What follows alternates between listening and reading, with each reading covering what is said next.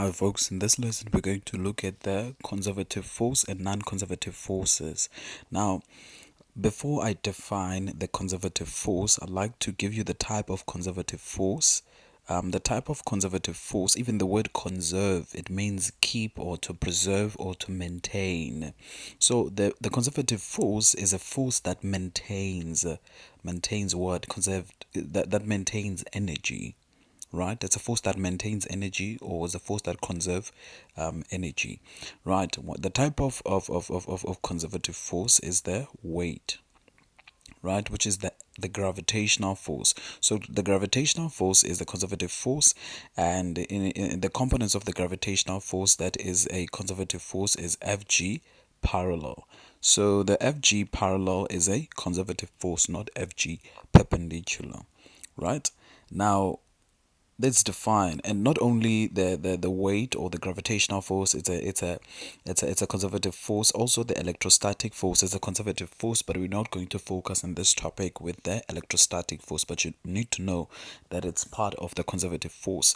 Now if you look at this diagram here, we have an object at this height, and there are two paths here. There's this path, AB path, and there's an AC path.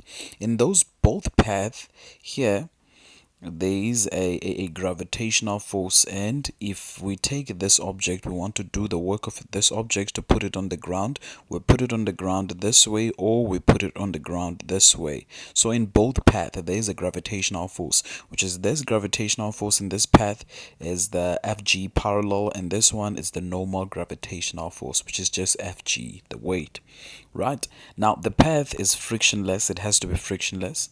So now when we calculate the work done by the gravitational force in this path, it's going to be the same with the weight of the gravitational force if this object took this path to the ground.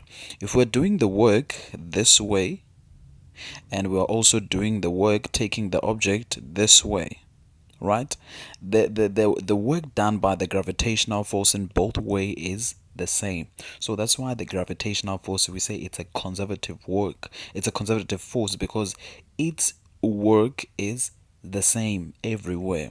So it says here, for work done to have the ball on the ground, we want to do the work to put the ball on the ground. So we put the ball on the ground this way, or we put the ball on the ground there. So it says the work done by gravitational force in path AC is equal to the work done by the gravitational force in AB. So the gravitational force is constant. Now let's go and define the conservative force. The conservative force is a force in which the work done in a moving object between points is independent to the path taken. So the gravitational force, the work done, is independent to the path it takes. Doesn't depend on the path it takes, whether it's this path or this path. The gravitation and the work done by gravitational force is the same. Now let's look at the non-conservative. The non-conservative force is a force in which the work done in a moving object between 2 points is independent to the path taken. For example, the friction.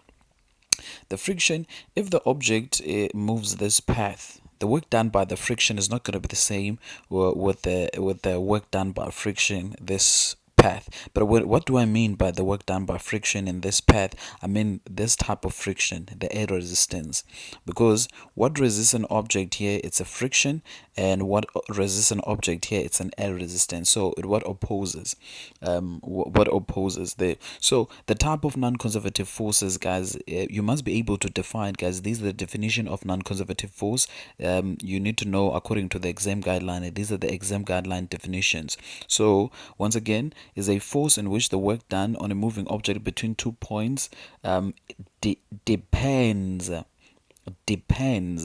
I think I just said independent. It depends on the part. So the work done by friction here, it depends on this path, and the work done by friction, it depends on this path. So the work done by friction is not the same in both paths. So the types of conservative of non-conservative force here, it's friction, air resistance, and the force applied.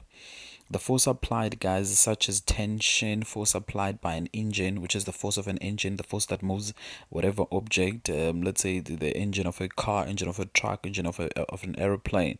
And then the brakes, the force applied on the brakes, guys, the brakes, when you apply the brakes in the car, that's a non-conservative force. It's very important, guys.